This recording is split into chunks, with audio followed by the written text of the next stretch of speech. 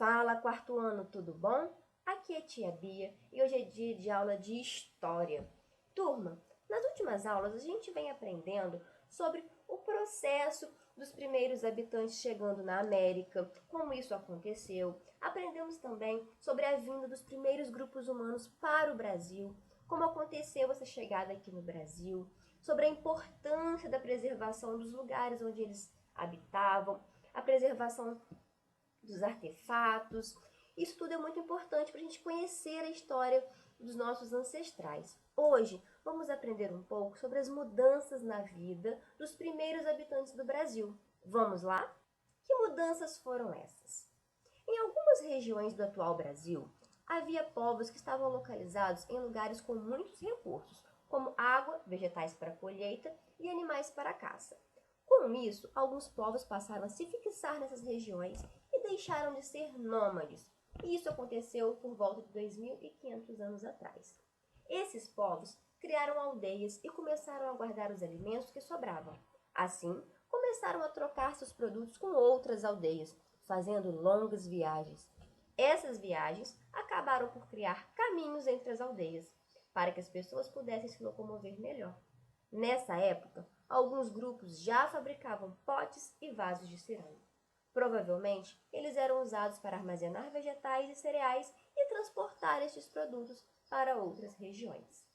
Turma, quanta coisa a gente já sabe sobre o que a tia acabou de falar. Mas sabemos que o homem, que os grupos humanos, os primeiros grupos humanos, eles eram nômades. Então, eles viviam trocando de lugar.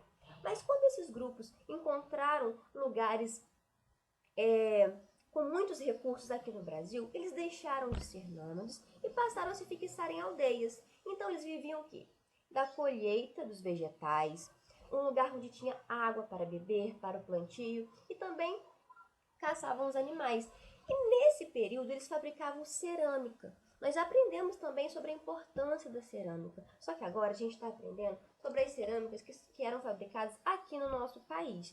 E isso era muito importante para a vida desses grupos humanos, tanto para armazenar os alimentos, pegar a água e também para outras funções que nós vamos aprender nessa aula.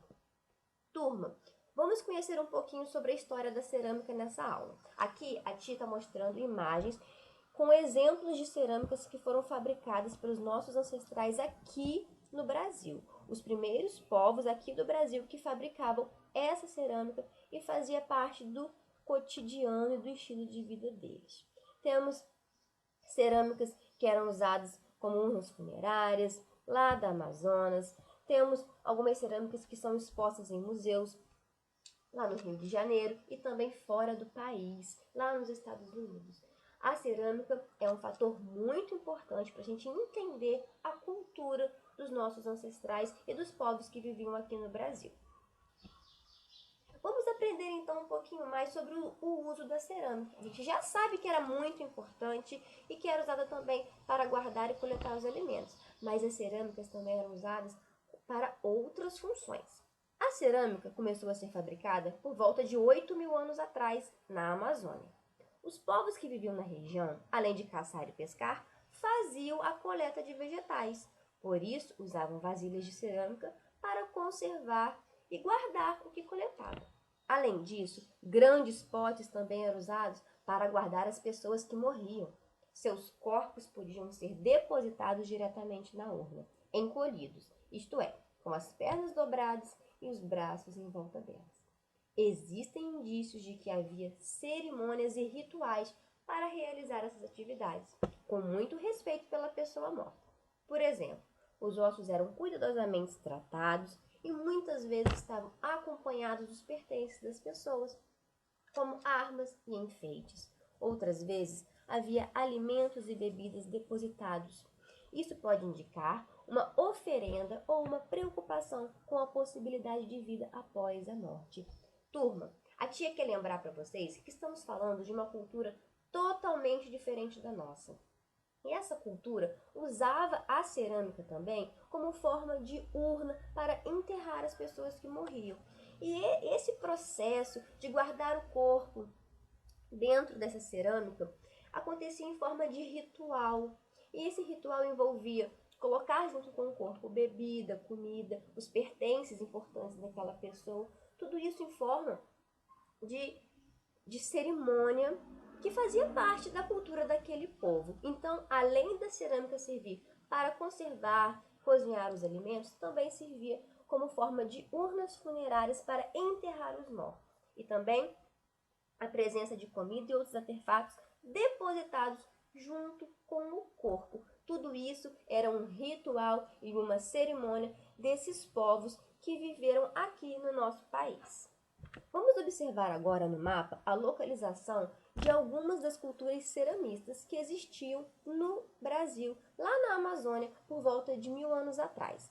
No mapinha a gente consegue ver essa localidade, a localização aqui do Brasil, onde essas cerâmicas eram feitas, lá no norte do nosso país. E também temos alguns exemplos das cerâmicas que eram produzidas por esses povos.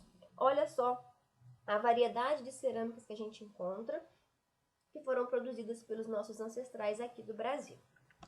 Além da cerâmica, a agricultura também foi muito importante para esses povos.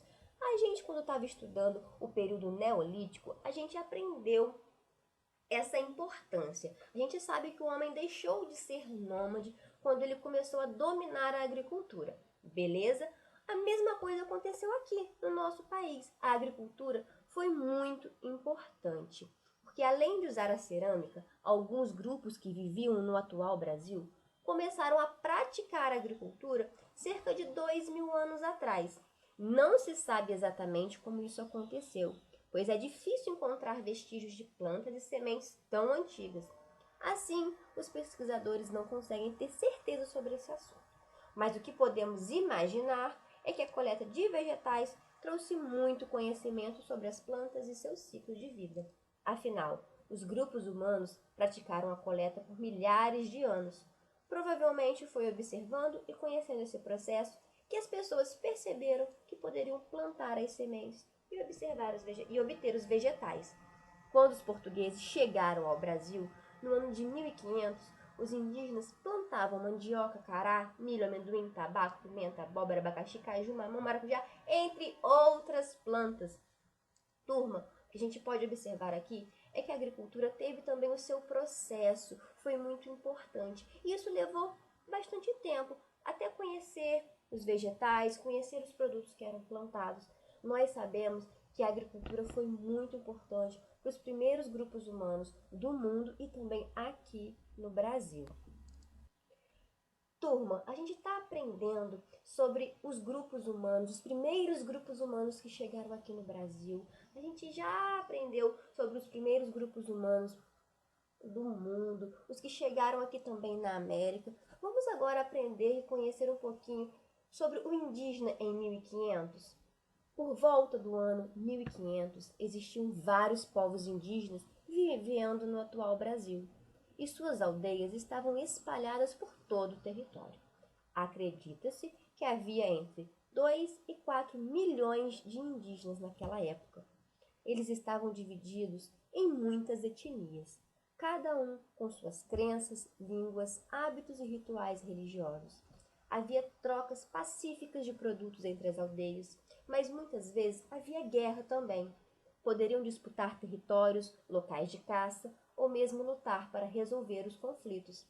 Cada etnia tinha sua forma de se vestir e usar enfeites, de acordo com a sua cultura.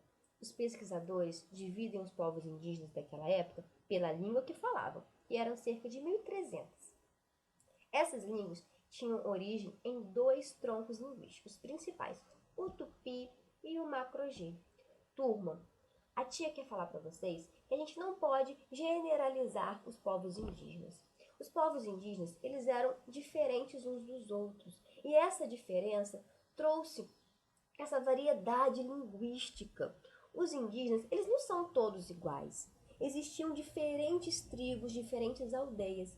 Muitas vezes eles se davam bem entre eles, mas em outras ocasiões aconteciam muitas guerras e conflitos. Graças a essa variedade de etnias, essa variedade linguística, essa variedade de povos, a gente tem um vocabulário tão diversificado, tantas palavras de origem indígena. Então, galera, vamos observar aqui a tabela que a tia está mostrando aí na telinha. O tronco linguístico que vem do tupi. Quem fala a língua tupi? Tribos falantes são tupiniquins, guarani, tamoios, tabajaras, munduruku, entre outras. Elas se localizavam, no litoral brasileiro. Já o macro G, as tribos falantes eram Bororô, Carajá, Timbira, Carijó, Goitacazes, entre outros. E elas estavam localizadas no Planalto Central do Brasil e em partes da Serra do Mar. Turma, a gente está colocando aqui duas imagens para mostrar essa diferença entre os grupos indígenas, mas existem outras diversas variedades de tribos e aldeias, e cada um seguindo a sua cultura, os seus rituais e as suas crenças e hábitos. Galera, vamos falar mais sobre isso no nosso encontro no Meet. Eu espero você já já. Então, um beijo!